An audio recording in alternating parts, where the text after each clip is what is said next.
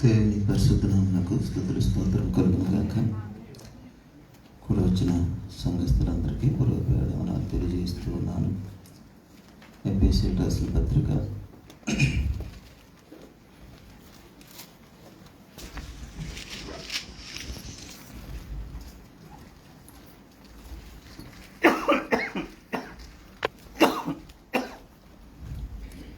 5వ అధ్యాయం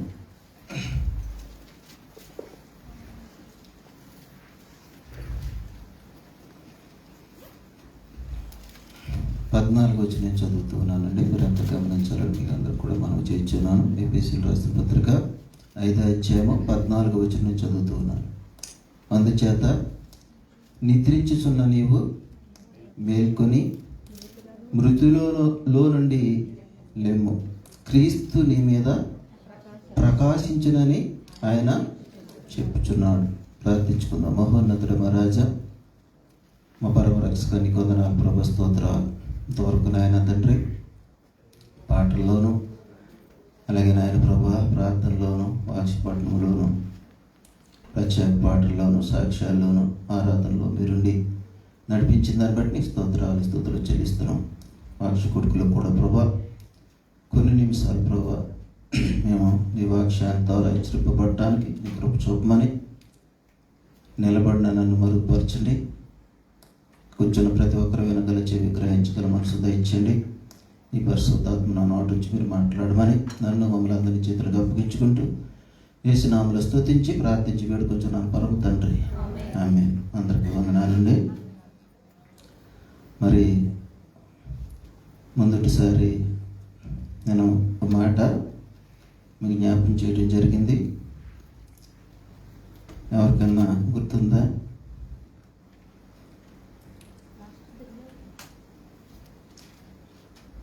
మందబుద్ధులు కాక మెలకుగా ఉండుడి అని మరి మాట్లాడటం జరిగింది. మందబుద్ధులు ఎవరో, మందబుద్ధులు కలిగిన వారు మరి ఎలాగుంటారో చెప్పి మరి ఏ విషయాల్లో మెలకుగా ఉండాలి, మందబుద్ధులు కాక ఏ విషయాల్లో మెలకుగా ఉండాలని, 3 ఆటల్లో మెలకుగా ఉండాలని మీకు మరి చెప్పటమో వివరించడం కూడా జరిగింది. మొదటిది, ఎందుకు మనం మెలకు కలిగి ఉండాలంటే అన్నిటి అంతము సమీపమై ఉన్నది కనుక మనమందరం కూడా మెలకువ కలిగి ఉండాలి. రెండోది చూసినట్లయితే కాలము సమీపమై ఉన్నది కనుక మనము మెలకువగా ఉండాలి. మూడోది, ఏ గడియలో ప్రభు వచ్చినో తెలియదు కనుక మరి మనము మెలకువగా ఉండాలని మరి చెప్పడం జరిగింది. ఈరోజు మరి సమయాన్ని బట్టి మరి 1-2 మాటలు నేను జ్ఞాపకం చేయాలని ఇష్టపడుతూ ఉన్నాను. మరి ఎఫెసీయులకు రాసిన పత్రిక 5:14లో ఏమంటూ ఉన్నాడంటే, మేల్కొని మృతులలో నుండి లెమ్ము, క్రీస్తు నీ మీద ప్రకాశించునని ఆయన చెప్పుచున్నాడు. ఇక్కడ చూసినట్లయితే నువ్వెందుకు మెలకుగా ఉండాలంటే క్రీస్తు వెలుగు నీ మీద ప్రకాశించాలి కనుక నువ్వు మెలకుగా ఉండాలి. నువ్వు నిద్రపోతే ఆయన వెలుగు నీ మీద ప్రకాశింప జరగదు. కాబట్టి మరి 4వది మనం చూసినట్లయితే క్రీస్తు వెలుగు నీ మీద ప్రకాశించాలి కనుక నువ్వు మెలకుగా ఉండాలి. కాబట్టి మనము మెలకుగా ఉన్నాము అని అనుకుంటే సరిపోదు అంటే మెలకుగా ఉన్నామని మనం అందరం అనుకుంటూ ఉన్నాం. నేను మెలకుగా నన్ను నిద్రపట్టలేదని మనం అనుకుంటూ ఉన్నాం. కానీ మరి ఆత్మీయంగా ఒకవేళ నిద్రపోతూ ఉన్నావేమో, ఆత్మీయ స్థితి మనది ఎలా ఉంది? ఒకవేళ అది నిద్రపోతూ ఉంటే, ఆత్మీయ స్థితి కనుక నిద్రలో ఉంటే ఆయన వెలుగు నీ మీద ప్రకాశింప కుదరదు. కాబట్టి నువ్వు మెలకుగా ఉండాలి. ఆ వెలుగు నీ మీద ప్రకాశించాలంటే నువ్వు మెలకుగా ఉండాలని చెప్తూ ఉన్నాడు. మనం అందరము కూడా మరి ఆత్మీయ స్థితి మనకు ఎలా ఉన్నది? మనం మెలకు కలిగి ఉన్నామా? ఆయన వెలుగుని మీద ప్రకాశింపనిస్తానని ఆయన చెప్తున్నాడు. ఏమంటూ ఉన్నాడు అక్కడ చదువున? అక్కడ ఏమంటూ ఉన్నాడు?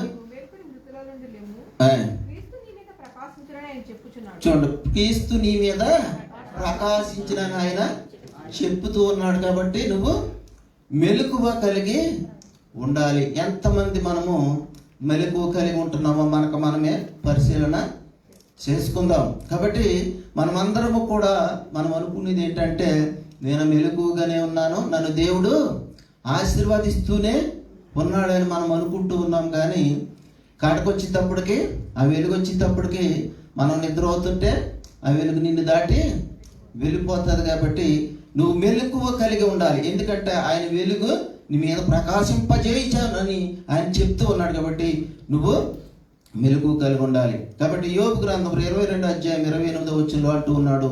చూడండి ఒక మాట, యోబు గ్రంథము 22 అధ్యాయం 28వ వచనం. మరియు నీవు యోచన చేయగా అది నీకు స్థిరపరచబడును. ఏదైనా నువ్వు యోచన చేయగా అది నీకు స్థిరపరచబడును. నీ మార్గముల మీద వెలుగు ప్రకాశించును. కాబట్టి నువ్వు ఏదైనా ఒకవేళ అనుకుంటే అంట స్థిరపరచబడునని చెప్తూ ఉన్నాడు. నీ మార్గాల మీద వెలుగు ప్రకాశింప చేయనని చెప్తూ ఉన్నాడు. కాబట్టి మనం చూసినట్లయితే ఆయన నీ మార్గాల మీద వెలుగు ప్రకాశింప చేస్తానని చెప్తూ ఉన్నాడు. నువ్వేదన్నా అనుకుంటే కూడా దాన్ని స్థిరపరుస్తానని కూడా అంటూ ఉన్నాడు. ఏమనుకుంటూ ఉన్నాం మనం ఏమనుకుంటూ ఉన్నాం? మనం అనుకునేది ఎప్పుడన్నా దేవుని గురించి అనుకుంటున్నామంటారా? దేవుడు స్థిరపరచాలంటే, మనల్ని స్థిరపరచాలంటే ఆత్మీయంగా స్థిరపరచాలి. లోకానుసారంగా స్థిరపడటం వేరు. లోకానుసారంగా స్థిరపడితే ఎప్పటికప్పుడు పడిపోతాం ఖచ్చితంగా. కాబట్టి ఆత్మీయంగా స్థిరపడాలి. ఆత్మీయంగా మనం ఏదన్నా నువ్వు అనుకుంటే యోచన చేస్తే అది స్థిరపరుస్తానంటున్నాడు. కానీ నువ్వు యోచన చేయాలి. దేని గురించి చేయాలి అంటే దేవుని గురించి యోచన చేయాలి. దేవుని సువార్త గురించి చేయాలి. దేవుని సన్నిధి గురించి యోచన చేయాలి. అది స్థిరపరుస్తానంటూ ఉన్నాడు. అంతే తప్ప నీ ఇష్టానుసారంగా నువ్వు యోచన చేస్తే అది స్థిరపరచడు. కాబట్టి దేవుని గురించిన ఆలోచనలో అది యోచన నువ్వు చేస్తే అది స్థిరపరుస్తానంటూ ఉన్నాడు. ఆ మార్గాలన్నిటిలో కూడా వెలుగు ప్రకాశింప చేస్తానంటూ ఉన్నాడు. కాబట్టి మనం ఏం చేయాలంటే, మనం ఏదన్నా అనుకున్నాము అంటే దాన్ని అంటే దేవుడు స్థిరపరుస్తానంటున్నాడు. నువ్వు ఏమనుకుంటున్నావో, నేనేమనుకుంటూ ఉన్నామో ఒకసారి మనకు మనమే పరిశీలన చేసుకుందాం. మన జీవితాల్లో మనం ఏమనుకుంటున్నాం, అసలు మన జీవితాల్లో మనం ఏమనుకుంటున్నాం? ఒకవేళ నువ్వు అనుకునేది ఆయన ఏమన్నాడు, అది చదవమ్మని సరే.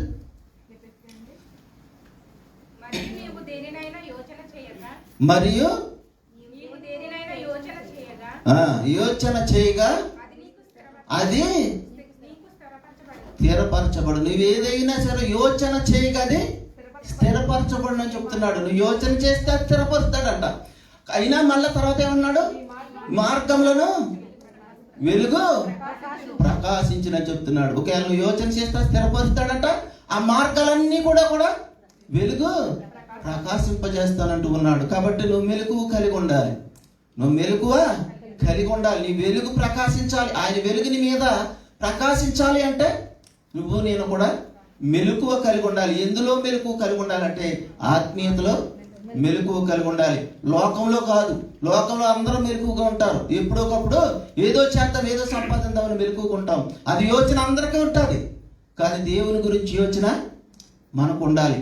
ఆత్మీయంగా నువ్వు స్థిరపడాలి. ఆత్మీయంగా మెలకువగా ఉండాలి అని దేవుని వాక్యం చెప్తుంది. రెండో చూసినట్లయితే అపోస్తలుల కార్యాలు 12వ అధ్యాయం 7వ వచనంలో కూడా మరి మనందరికీ తెలిసిన మన వాక్యం ఏది?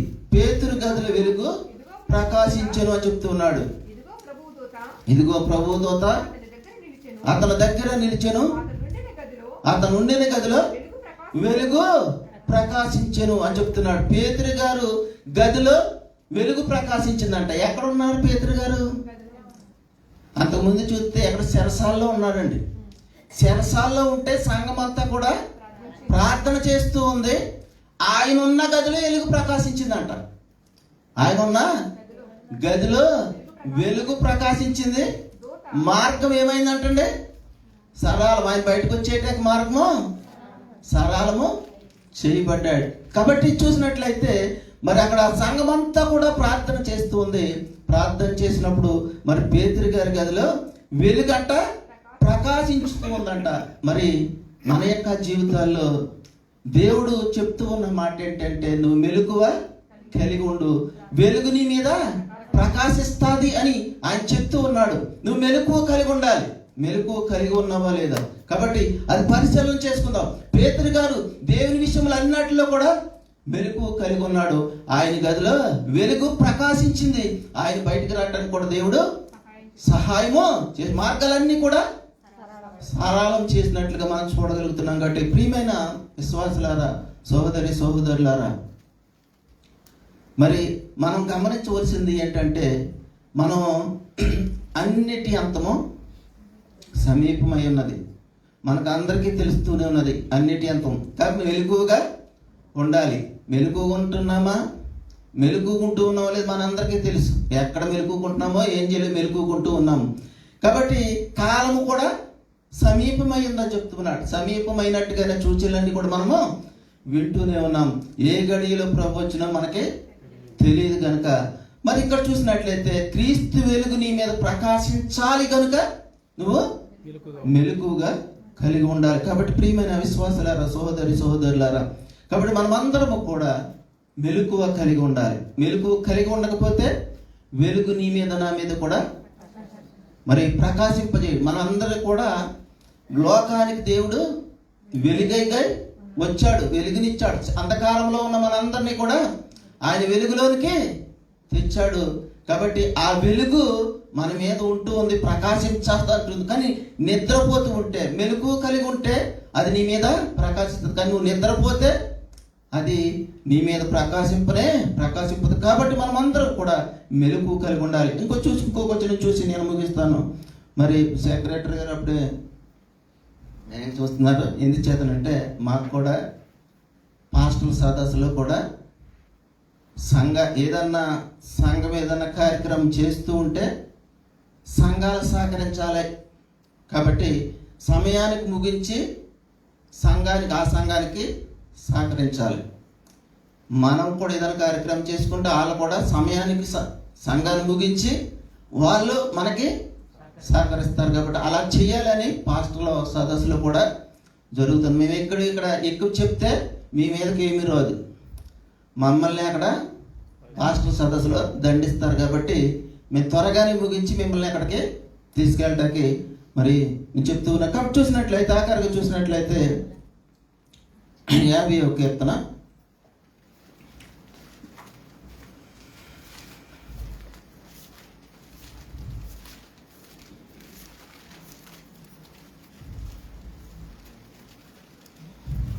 2వ వచనం చూడండి. పరిపూర్ణ సౌందర్యం గల సీయోనులో నుండి దేవుడు ప్రకాశించుచున్నాడు. చూడండి ఇక్కడ ఏమంటూ ఉన్నాడండి, పరిపూర్ణ సౌందర్యం గల సీయోనులో నుండి దేవుడు ప్రకాశించుచున్నాడు. మన దేవుడు వేచేయుచున్నాడు అని చెప్పి సీయోనులో నుండి దేవుడు ప్రకాశించుచున్నాడని చెప్తూ ఉన్నాడు. కాబట్టి నువ్వు మెలకువ కలిగి ఉండాలి. ఆయన సీయోనులో నుండి ప్రకాశించుచున్నాడు. కాబట్టి మనము మెలకువ కలిగి ఉండాలి. మరి సీయోనులో నుండి నీవు ప్రకాశించుచున్నావు నాపై, సీయోనులో నుండి నీవు ప్రకాశించుచున్నావు నాపై.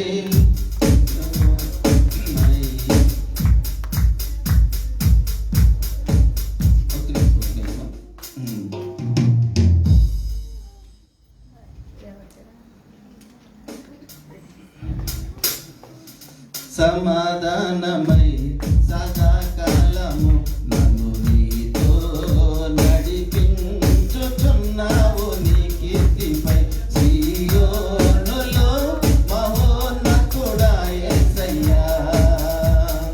సీయోనులో నుండి నీవు ప్రకాశించుచున్నావు నాపై, సమాధానమై సదాకాలము నన్ను నీతో నడిపించుచున్నావు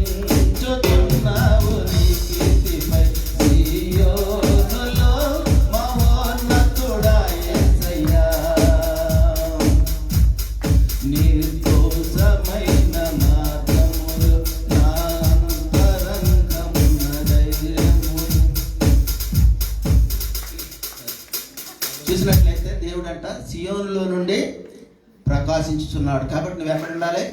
మెలకువ కలిగి ఉండాలి అని చెప్తూ ఉన్నాడు. కాబట్టి మనం చూసినట్లయితే మందబుద్ధులు కాక మెలకువ కలిగి ఉండాలి.